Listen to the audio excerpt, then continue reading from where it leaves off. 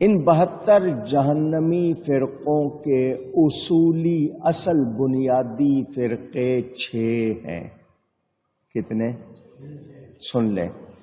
سب سے پہلے تشبیہ، پھر تعطیل، پھر جبر، پھر قدر، پھر رفض اور پھر نسب۔ یہ 6 لفظ میں نے آپ کو سنائے۔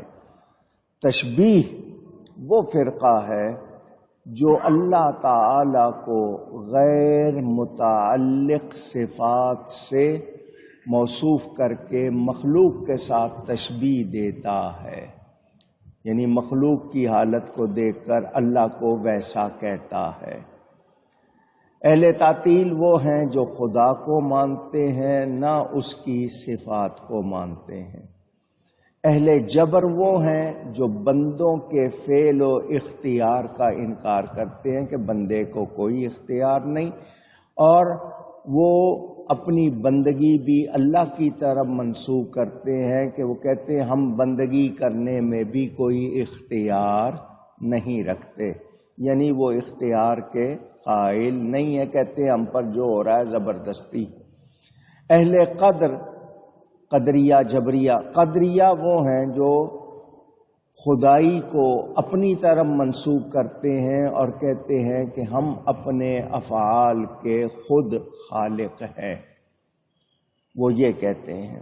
رفض، جن کا نیا نام شیعہ ہے، یہ وہ ہیں جو حضرت ابو بکر، حضرت عمر، حضرت عثمان کو برا بھلا کہتے ہیں، اور کہتے ہیں جس نے حضرت علی کرم اللہ تعالی وجہ الکریم کی بلا فصل کا مطلب نبی اور ان کے درمیان کوئی اور نہیں، ملے ہوئے نبی سے ملے ہوئے کوئی درمیان میں نہیں، تو وہ کہتے ہیں کہ حضرت علی کو نبی کے بعد اصلی خلیفہ وہی ہیں، باقی 3 غلط تھے، اور حضرت ابو بکر، حضرت عمر وغیرہ کو وہ اسلام سے خارج کہتے ہیں معاذ اللہ، قرآن کو صحیح نہیں مانتے، اور انہوں نے بہت سی غلط باتیں بنائی ہوئی ہیں۔ اہل نسب، ناصبی کس کو کہتے ہیں؟ یہ حضرت ابو بکر، حضرت عمر سے محبت کا دعویٰ کرتے ہیں، حضرت علی کے خلاف باتیں کرتے ہیں، کہ وہ کہتے ہیں حضرت ابو بکر، حضرت عمر کی جس نے بیعت نہیں کی، دیر سے کی یا کچھ انکار کیا، وہ ان کو اسلام سے خارج کہتے ہیں۔ آپ نے سنا، یہ میں نے بنیادی مختصر طور پر بتایا، اس کی تفصیل مزید ہے، عرض کروں گا انشاءاللہ۔ یہ جو میں نے 6 بتائے آپ کو، تشبیہ، تعطیل، جبر، قدر، رفض اور نسب، ان سے 12 فرقے نکلے، تو 12 کو 6 سے ملٹی پلائی کریں، ضرب دیں تو کتنے ہو گئے؟ 72 ہو گئے، ٹھیک ہے نا۔ یہ 6 بنیادی، ان میں سے ہر ایک میں سے 12 فرقے نکلے تو 72 ہو گئے۔ یہ اب تک موجود ہیں کسی نہ کسی شکل میں۔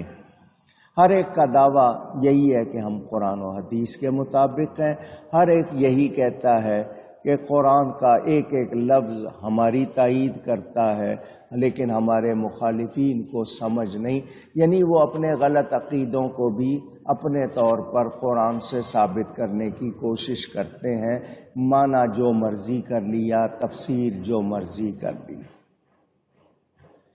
یہ فرقے لوگ کہتے ہیں کہ چونکہ نبی نے کہا تو نبی نے جو ہونا تھا اللہ کی عطا سے جان کر بتا دیا، نبی نے فرقے بنائے نہیں۔ حضور صلی اللہ علیہ وسلم کا ارشاد موجود ہے، اب حضور نے یہ بھی بتایا ہے کہ ہمارا معبود عبادت کے لائق ایک ہی ہے، اور وہ کون ہے؟ اللہ تعالی، اور وہ صفات سے موصوف بھی ہے، اس کی صفات بھی اس کی ذاتی ہیں، کسی کی دی ہوئی نہیں ہے۔ اب لوگوں نے اپنے اپنے دلائل جو ان کی سمجھ میں آئے، وہ غلط نظریات، انہی کو صحیح مان لیا، تو اب انہوں نے اسی باتوں کو جس طرح انہوں نے سمجھا اسی طرح اپنا لیا۔ میں آپ کو ایک مثال دے کر سمجھاتا ہوں، بات آپ کی سمجھ میں آئے۔ ایک شہر کے تمام لوگ نابینا، جن کو آپ اندھے کہتے ہیں، بلائنڈ کہتے ہیں، انہوں نے ہاتھی کا لفظ سنا کہ ہاتھی کوئی چیز ہے۔ ان کو خیال ہوا کہ اس کو دیکھا جائے، جانا جائے، وہ کیسا ہوتا ہے۔ یہ انہوں نے سن لیا تھا، سننے کے بعد ان کو خیال ہوا کہ ہاتھی کے بارے میں معلوم ہونا چاہیے۔ اچانک ایک قافلہ کہیں سے آیا، ان کے پاس ہاتھی تھا۔ ان اندھوں کو اطلاع ہو گئی۔ اندھوں نے اپنے اندر سے آدمی چنے جو سمجھدار، جن کو سمجھا کہ یہ زیادہ جاننے والے، ان کو ہاتھی دیکھنے کو بھیجا کہ تم لوگ ہم میں زیادہ سمجھدار ہو تو جاؤ ہاتھی کو دیکھو، بتاؤ کیسا ہے۔ تھے وہ اندھے۔ جب ہاتھی کے قریب پہنچے تو ایک کا ہاتھ ہاتھی کے کان پر پڑا۔ اس نے اپنے ہاتھوں سے اس کو ٹٹولا اور کہا کہ ہاتھی ڈھال کی طرح ہے۔ جیسا اس کو سمجھ آیا اس نے کہہ دیا ہاتھی ڈھال کی طرح ہے۔ دوسرے کا ہاتھ اس کی سونڈ پر پڑا تو اس نے کہا کہ ہاتھی ستون جیسا ہے، جیسے پلر ہوتا ہے۔ تیسرے کا ہاتھ اس کی پیٹھ پر پڑا تو اس نے کہا وہ تختے جیسا ہے، جیسا تخت ہوتا ہے۔ چوتھے کا ہاتھ پاؤں پر پڑا، اس نے کہہ دیا کہ یہ پایہ تخت کی طرح ہے یا درخت کی طرح ہے۔ سارے خوشی خوشی وہ چاروں اپنے شہر کو لوٹے، دوسرے اندھوں کو حال سنانے لگے۔ ہر ایک نے جیسا محسوس کیا تھا، جیسا سمجھا تھا، اس نے کہا اس طرح ہے، دوسرے نے کہا اس طرح ہے، تیسرے نے کہا اس طرح ہے۔ تو تمام شہر میں چاروں کی رائے سنی تو انہوں نے اختلاف ہو گیا۔ جس نے کان دیکھا تھا اور بتایا تھا کہ اس کا کان پردے کی طرح ہے، پنکھے کی طرح ہے، ڈھال کی طرح ہے، جتنے لوگوں نے اس کو مانا انہوں نے ویسا کہہ دیا کہ ہاتھی کسی اور طرح نہیں ہے، ڈھال کی طرح ہے۔ دوسرے نے کہا کہ نہیں، اس کو سونڈ کے مطابق جیسا بتایا تھا وہ اس کے ماننے والے ہو گئے۔ جنہوں نے پیٹھ کو دیکھا تھا اس کے ماننے والے ہو گئے، جنہوں نے پاؤں کو دیکھا تھا، ٹانگ کو۔ اس طرح چار مختلف رائے بن گئیں، مختلف خیالات بن گئے۔ ایک ہاتھی کو ڈھال کہہ رہا ہے، وہ کہتا ہے اس کو جنگ میں لاؤ، ڈھال کی طرح کام نہ دے تو پھر کہنا۔ یہ باتیں اس لیے ہوئیں کہ ان میں سے کسی نے بھی حقیقت کو جانا نہیں، آنکھ نہیں تھی، نہیں دیکھا، صحیح طرح نہیں سمجھا، کسی سے سمجھنے کی کوشش بھی نہیں کی۔ تو اب وہ دیکھنے والے تو نہیں تھے، جس طرح انہوں نے محسوس کیا، جس طرح محسوس کیا وہ اپنے اندازے میں اپنے آپ کو صحیح سمجھ رہے تھے، لیکن ہاتھی کی حقیقت تک نہیں پہنچ سکے۔ بلا تشبیہ بات سمجھانے کے لیے ہے کہ اگر ان چاروں کی باتوں کو اکٹھا کر لیا جائے تب بھی ہاتھی کی حقیقت سے بے خبری ہی رہے گی۔ وہ یہی جو کیونکہ انہوں نے چاروں نے جس طرح سمجھا وہ صحیح نہیں تھا۔ اگر ان میں سے کوئی ایک بینا ہو جائے، چاروں میں سے آنکھ مل جائے، تو وہ ہاتھی کی شکل و صورت دیکھ کے کہے گا جو تم سمجھے ہو وہ صحیح نہیں ہے، تمہیں حقیقت نہیں معلوم، میں آنکھوں سے دیکھ رہا ہوں ہاتھی کیسا ہے، جو کچھ تم کہہ رہے ہو تمہارے دماغ کی بنائی ہوئی بات ہے، تمہیں پاگل کہا جائے تو غلط نہیں ہوگا کیونکہ تم نے صحیح سمجھا نہیں ہے۔ یہی حال ان گیروں کا ہے۔ اب مجھے یہ بتاؤ جو اس نابینا کی طرح بات نہ مانے، جس طرح اس نے محسوس کیا وہ سمجھے نہیں، جو میں نے سمجھا وہی صحیح ہے، تو بتائیے اختلاف رہے گا یا نہیں رہے گا؟ اختلاف رہے گا، کیوں کہ انہوں نے دیکھا نہیں۔ جب ہم نے یہ سن لیا کہ انہوں نے دیکھا نہیں، حقیقت کو نہیں پہنچے، تو وہ غلطی پر ہیں۔ یہی حال ان غلط فرقوں کا ہے جنہوں نے حقیقت کو قبول نہیں کیا۔ ہم نے سن لیا کہ جملہ کائنات کا ایک ہی خدا ہے اور وہ ذات و صفات والا ہے۔ ہر مذہب والے نے اس کی ذات و صفات کو جس طرح سمجھا، جس طرح بجائے حقیقت کے جس طرح اس کے ذہن میں آیا اس طرح سمجھا، عقلاً نقلاً جیسے سمجھنا چاہیے تھا عقل اللہ نے دی ہے، اس سے پتہ چلاؤ کہ کیا صحیح ہے۔ نقل کا مطلب کیسے بیان ہوا ہے، کیسے سمجھایا گیا ہے، تو انہوں نے اس کو اہمیت نہیں دی، اپنی سوچ کو اہمیت دی، جو ان کی سمجھ میں آیا۔ نتیجے میں اختلاف ہی رہا، سمجھ والوں نے بتایا مگر انہوں نے حقیقت کو قبول نہیں کیا، تو جھگڑا ختم ہوگا؟ اونچی کہیے۔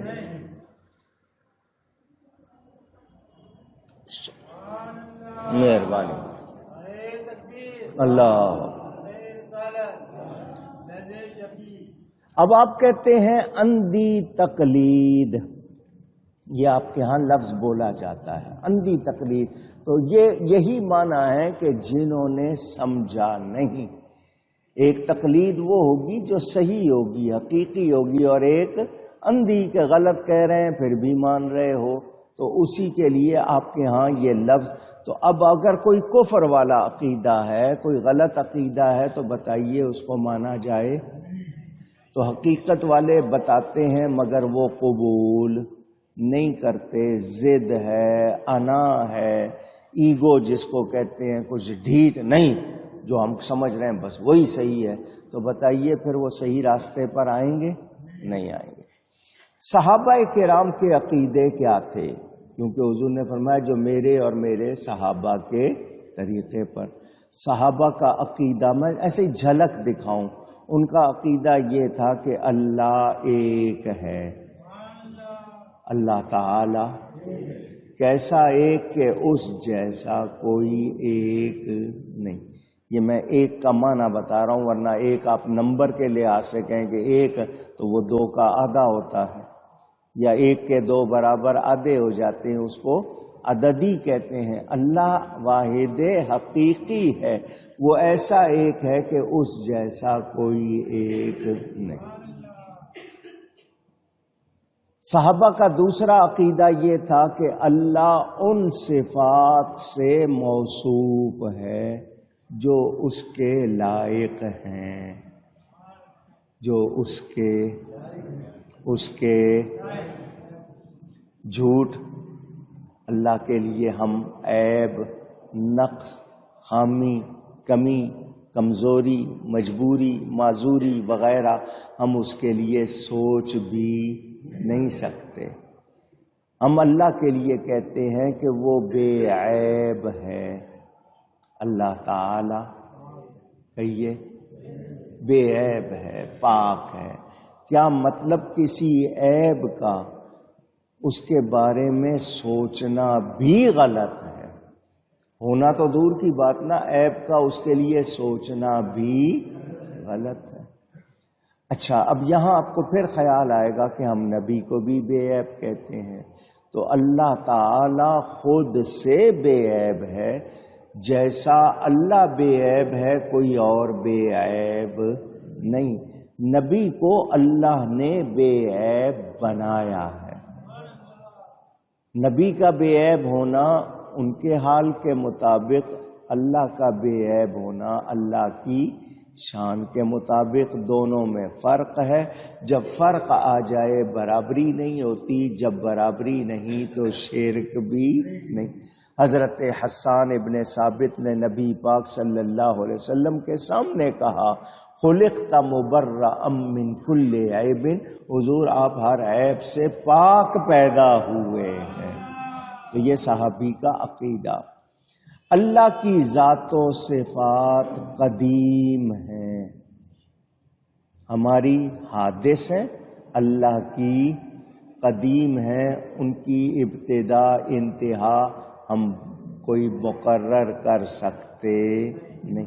اللہ ایک ہے، اللہ ازلی ابدی قدیم، اللہ کی کوئی ابتدا نہیں، اللہ کی کوئی انتہا نہیں، جبکہ مخلوق کی ابتدا بھی ہے، انتہا بھی ہے۔